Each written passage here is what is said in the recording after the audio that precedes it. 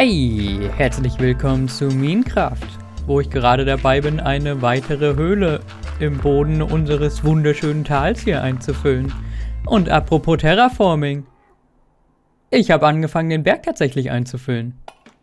Man sieht schon, ich habe die Form weiter angefangen auszuformen. Die Form auszuformen. Ah, yes.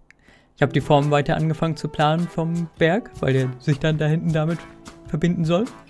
Aber ich habe den vorderen Teil, den Teil direkt hinter dem Turm, erstmal schon ausgefüllt. Noch nicht komplett fertig, da kommt noch mehr Cobblestone reingemischt und Stuff. Und oben soll, glaube ich, noch Gras drauf oder so. Aber es sieht schon mal nice aus. I like it, I'm happy with it, it's looking good so far. Aber es muss noch viel mehr hinzugefügt werden. Aber das ist mehr Off-Camera-Arbeit für mich, weil das langweilig ist aufzunehmen. Aber das Dach unserer Schleimfarm ist jetzt tatsächlich komplett grün geworden.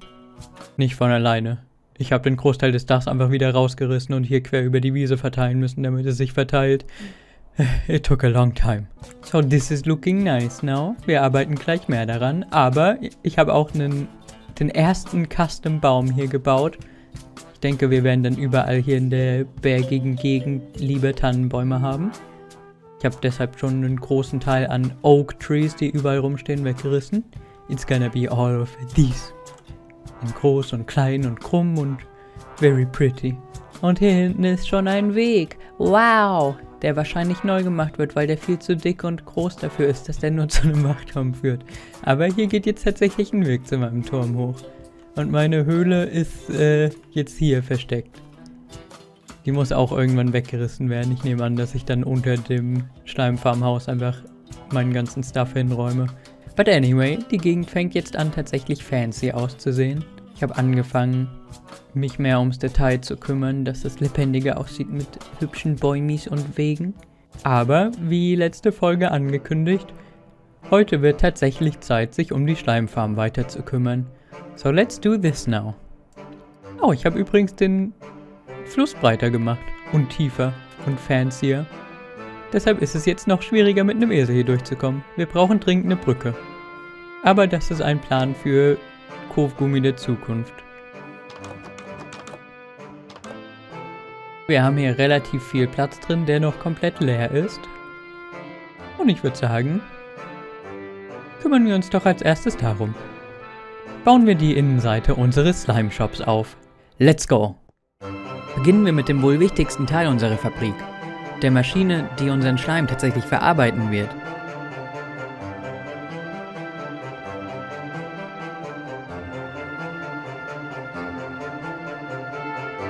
Fehlt noch eine große Schalttafel daneben, damit man sie auch bedienen kann. Mitsamt Entlüftung und Druckanzeige.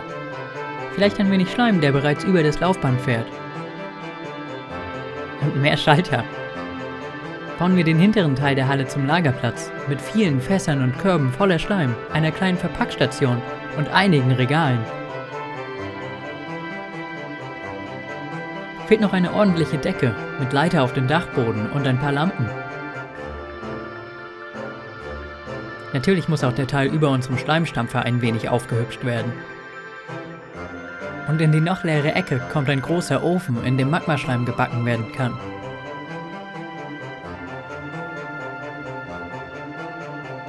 Mit einem kleinen Vorrat an Kohle. Der Abzug auf dem Dach würde nun wahrscheinlich doch auf der anderen Seite über der Maschine mehr Sinn machen, damit alle potenziell giftigen Schleimgase rauskommen. Und über den Ofen kommt stattdessen ein großer Schornstein.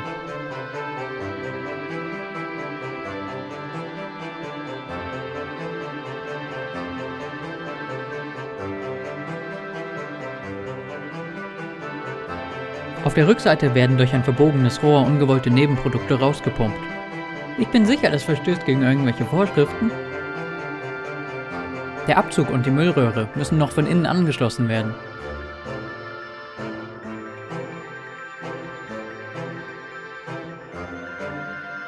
Und zu guter Letzt fehlt noch der kleine Verkaufsbereich im Eingang. Mit einem freundlichen Maskottchen, das einen beim Betreten des Geschäfts begrüßt. Und einem Becher für Trinkgeld auf der Ladentheke. Hier kann man sich seinen Schleim abzapfen. Oder sein Glück an diesem wahrscheinlich schleimthematisierten Spielzeugautomaten versuchen. Und damit sind wir fertig.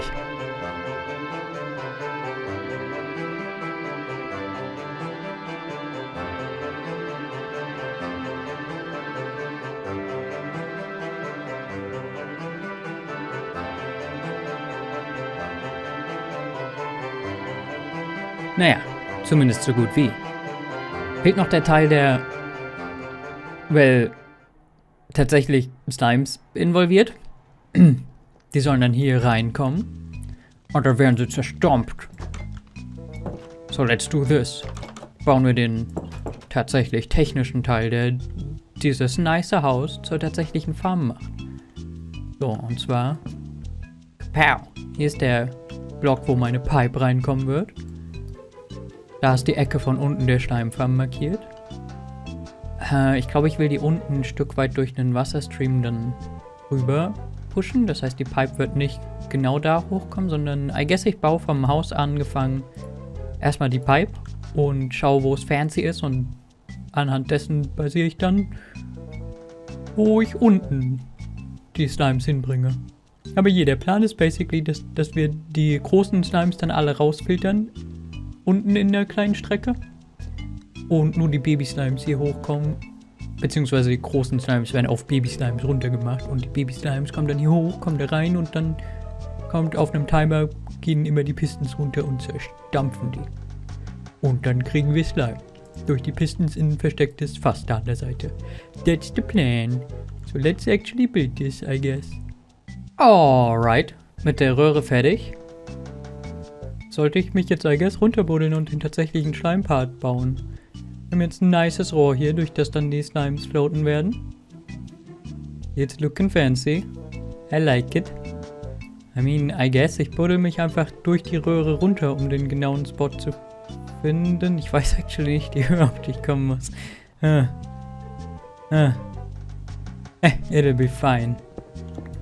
Leute, schließt eure Wetten ab, ob es gut laufen wird, wenn ich mich einfach komplett straight runterbuddel. Pack mal einen Wassereimer sicherheitshalber in meine Hotbar. Let's go.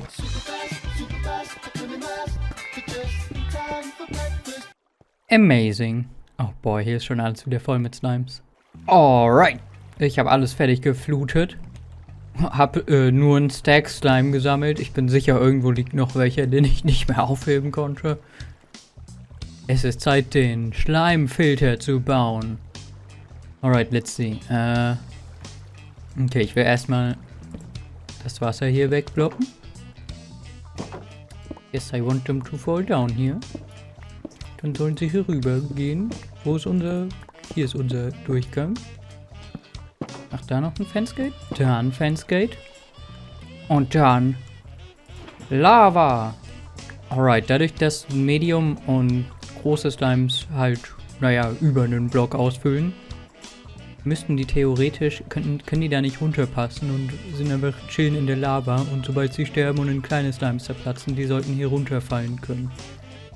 Und werden hier rüber gefloatet. Wait, shit.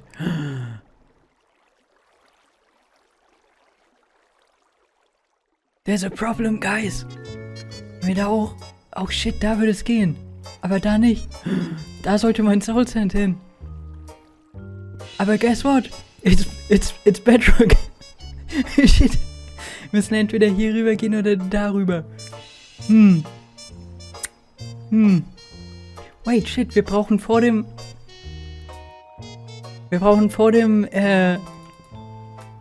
Bedrock auch noch ein Fence, eine Wall, damit die hochgepusht werden. Poop. Hey guys. I mean, es funktioniert immerhin. Außer dieser Teil, über den ich bis jetzt nicht nachgedacht habe. Wait, let's see. Ja, ich guess wir könnten hier. Wir können einfach einen Block weiter westlich und dann... That should work. Das sollte immer noch fancy sein. That's probably fine, right? I mean... That's fine, dann bewegen wir es oben halt einfach um ein Feld. That's okay. I don't mind that. I think that's gonna be okay. Ich mache hier sicherheitshalber noch Treppen rein. Oh, übrigens, Guys, ich habe endlich wieder Block-Outlines. Es war ein stressiger Monat ohne sie, aber... I got them back. Oh shit, what's happening? This is bad. Oh no. What did I do? What happened? Oh no! Ich habe Holzfansgates genommen und die verbrennen hier. Oh no. Technical Difficulties.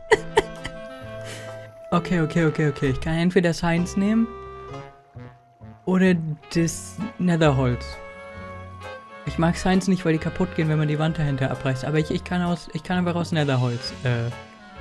Kommt hier Wasser runter, wenn ich das wegmache? Nope, okay. I'll be right back, you guys. Ich verschiebe oben die Röhre um 1 und hol mir actually das Netherholz, weil das nicht verbrennen kann. Leute, ich komme zu euch mit traurigen Nachrichten. Cthulhu ist noch da, genau wie Rosalinde. Aber ich finde Cthulhu nirgendwo. Cthulhu ist verschwunden. Vielleicht ist Cthulhu ins andere Wasser gelaufen? Ich glaube, Cthulhu ist entlaufen. Rosalinde, nicht du auch noch. Geh wieder nach Hause. Eine Schweigeminute für Cthulhu, bitte. Damn, und Cthulhu war farblich mein Favorite. Oh, man. Hallo. Ich buddle mich gerade das Loch herunter, was ich mich definitiv gerade das erste Mal hinunterbuddel. Und das hier schon ein Loch ist, was ich gerade wieder zubaue, ist Zufall. Es war eine vertikale Stripmine, die ich davor gebaut hatte. Wir sind fast wieder unten. Wir müssen dann nur unseren Bubble Waiter wieder hochbauen. Es sieht oben immer noch fancy aus, auch wenn die Röhre jetzt minimal anders positioniert ist. Ich höre schon viele Slimes, also es scheint alles zu funktionieren. Haha, I did it. Bin wieder unten. Ich habe feuerfestes Holz mitgebracht. Ich werde auch das hier sicherheitshalber durch feuerfestes Holz ersetzen. Hey, you fools. Oh boy. There's so many. Heck off. Leave me. Leave me to my work. Please leave. Ah! So, darf ich jetzt mein... Oh Gott, ich darf mein Stuff nicht reinsetzen, weil hier so viele Baby-Slimes drin sind. Oh Gott, und mehr große Slimes. Werde ich jemals wieder dazu kommen, da tatsächlich was reinzusetzen? Oh Gott, das sind so viele. So. Jetzt kann das wieder rein. Diesmal sollte nichts anbrennen. Und ich glaube, damit sollten wir theoretisch fertig sein. Und dann sollte ich in der Lage sein, mich einfach einmal mit Eis hochzustapeln, das Eis dann alles wegzuhacken und dann sollte überall solides Wasser sein. Es sei denn, ich habe mich bei noch irgendetwas verkalkuliert. Wir finden es gleich heraus. Jetzt sollte ich mich theoretisch einfach runterbuddeln können und... Aber wait, das... Hey! What? No! Stop it! The heck? Gemein! Halunken! Vandalen! Anyway, back to work. Off we go! Hey, it's working! Heck yeah! Dann sollten wir jetzt theoretisch hier einfach stehen bleiben können und zugucken und früher oder später sollte ein Slime hochkommen. Richtig?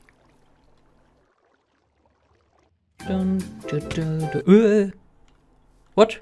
Von wo? What? Oh, hi. Du bist kein Slime. Wo kommst du überhaupt her? Ich war hier doch eben drin. Anyway. Slime? Exciting Video Footage. Ich gehe mal runter. Bin ungeduldig. Okay, ich höre zumindest Slimes. Das ist ein gutes Zeichen. Okay, da kämpft sich gerade einer durch. Okay, und ein kleiner hat sich zwar verbrannt, aber der andere ist tatsächlich reingegangen. It should work. Ich baue mal meine Wand hier zu und dann gehe ich wieder hochgucken. Aber es kommen Schleimis rein. Okay, wir können jetzt nochmal hochgucken gehen, ob jetzt tatsächlich Schleimis in der Fabrik sind. How exciting. Einer. Aber es kommt noch einer. Ah, yeah. Okay, und sobald ich den Schalter hier switche, geht unten eine Hopperclock an, die dann regelmäßig einmal runterstompt und die ganzen Schleimis verarbeitet. Ah yeah. Warum wird mein Schleim nicht aufgesammelt? Oh, weil der auf der Kante ist, weil da vorne Glasspanes drin sind. Oh. Okay, wir müssen vielleicht vorne die Glasscheiben durch volle Glasblöcke replacen. Weil wir sonst ein bisschen Schleim hier verlieren. Sogar recht viel, weil halt Wasser bis ganz vorn geht und die deswegen immer da sein werden. Hey, da ist ein Holz reingegangen. Aber I guess, die kann jetzt immer laufen und wir werden sehen, ob Schleim reinkommt. Theoretisch habe ich geschaut, dass definitiv durchgehend Schleims gespawnt waren. Yes, da kommen schon die nächsten. Amazing. Okay, aber je, ich müsste vorne wahrscheinlich wirklich volle Glasblöcke reinmachen. Mal gucken, wie das aussieht. Na, ihr Cuten. Wollt ihr einmal zermatscht werden, ehe ich den Block replace?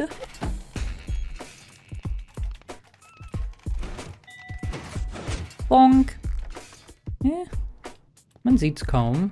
Sieht ein bisschen schlechter aus, aber it might be fine. Aber ich meine, actually habe ich auch kein Problem damit, wenn wir ein bisschen Verlust haben. Also, Ha, bonk. Ich glaube, ich probiere es erstmal weiter so. Und beobachte mal, wie viel Schleim da vorn drin liegen bleibt. Und wenn mir das zu viel ist, dann kann ich immer noch volle Blöcke reintun. Aber es funktioniert. Wir bekommen Schleimis. Ah yeah. Wir bekommen Schleimis und es sieht fancy aus. Ich finde nicht ganz so cool, dass da hinten noch Licht reinkommt, aber es ist actually ein Glitch im Shader, weil da eine Treppe hinten ist und durch Treppen halt Licht noch durchscheint. Was nicht so sein sollte. Aber oh well, es sieht im Großen und Ganzen trotzdem cool aus. I like it very much. I'm very happy with it. Und wir haben jetzt actually endlich eine automatische Schleimfarm. Die maybe nicht die effektivste ist, aber I don't care, ich werde mega viel Schleim nie gebrauchen werden. Ich habe beim Bauen der Farm allein schon mehr Schleim bekommen, als ich je aufbrauchen werde. Ich will hauptsächlich einfach was cool aussieht. Und das tut es. Ich find's fancy. Okay, mit dem spaßigen Teil dieser Folge aus dem Weg und nachdem ich lang genug meinen Zen gefunden habe, indem ich den Slimes hier zugeschaut habe, kann ich mich, schätze ich, nicht länger davor drücken. Und es wird Zeit, Endraiden zu gehen. Let's get going. I hate it. I don't want to. But I guess I have to. Ich glaube, ich habe genug, um mich über die Void zu stapeln. Ich habe meine gute Spitzhacke gegen eine crappy Spitzhacke, die noch in meiner Enchantment-Kiste war, ausgetauscht. Ich habe mein Looting-Schwert dabei. Und meine neueste Axt weggelegt. I think I'm ready. I guess auf zurück ins End. Zeit, den Helm aufzusetzen und maybe ein Schild zu equippen. Off I go. Als Step 1 muss ich mir erstmal ein paar Enderperlen besorgen. This will do for now. Let's go. Here I go. That didn't work. Let's try again. Okay. Dann kann ich mir erstmal hier was gönnen. I guess ich renne einfach in den Norden. Let's go. Ich renne einfach in den Norden, bis ich hoffentlich eine Stadt finde, die dann hoffentlich ein Schiff hat. Okay. That wasn't nearly as bad as expected. Ich habe direkt neben meinem Portal, es ist sogar fast noch in meiner Render-Distance. Aber eine City mit Schiff gefunden. Awesome. Habe ich genug Scaffolding dafür dabei? Probably not, but let's try. Yeah, es ist nicht ausreichend, aber ich kann mich theoretisch einmal mit Stein dann weiter stacken.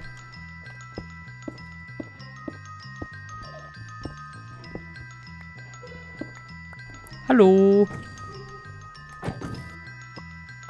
Yes! Wings! I did it! Ich habe in meiner Endchest schon Raketen mitgebracht, also ich kann theoretisch hier einmal wieder rausfliegen. Awesome! So, was haben wir für Tränke? Ich nehme Instant Health Tränke mit. Well, ich dachte, dass das ein insanes Abenteuer wird, was ich hassen werde, weil ich mich die ganze Zeit über die Void stacken muss, aber turns out, I didn't actually have to. At all. Aha. Es war einfach direkt neben meinem Portal. I'm not gonna complain about that. Aber ich will noch ein paar mehr Schulker-Shells. Ich kann mir ja gerade gar keine Box machen. Oh, die haben gerade einen neuen Schulker gemacht. Ich hab's gehört. Oh, hey, die haben noch einen gemacht. Yeah, I'm in trouble. I'll leave. Goodbye. These are a lot of Schulkers. Jesus Christ. Ein Enderman wurde gerade auch da von mir drauf und ist hochgefloatet. Die haben sich schon wieder was? You know, ich glaube, ich habe genug Shells. Ich glaube, ich gehe legit. Einfach. I'll come back. Ich will hier nicht alles fertig looten, weil ich potenziell irgendwann wirklich eine beabsichtigte Farm aus denen bauen will. I'm not sure if I'm actually gonna. I mean, if I can, I just might. Erster Flug, Leute. Whee! Wo war mein Portal? There it is. Aua. Das war nicht annähernd so terrifying, wie ich erwartet hatte.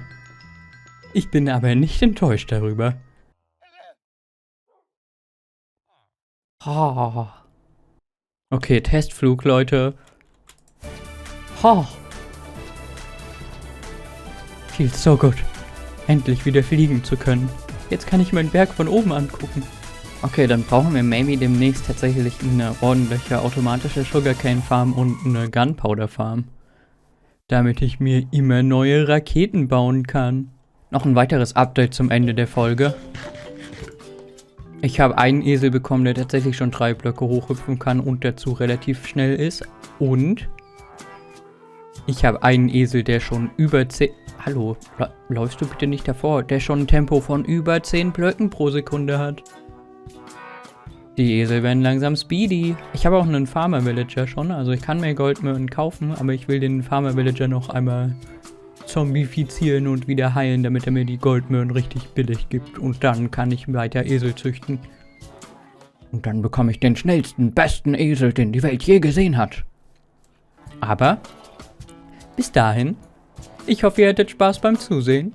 Ich verabschiede mich mit einem weiteren cinematischen Flug. Wir sehen uns dann in der nächsten Folge. Tschüss!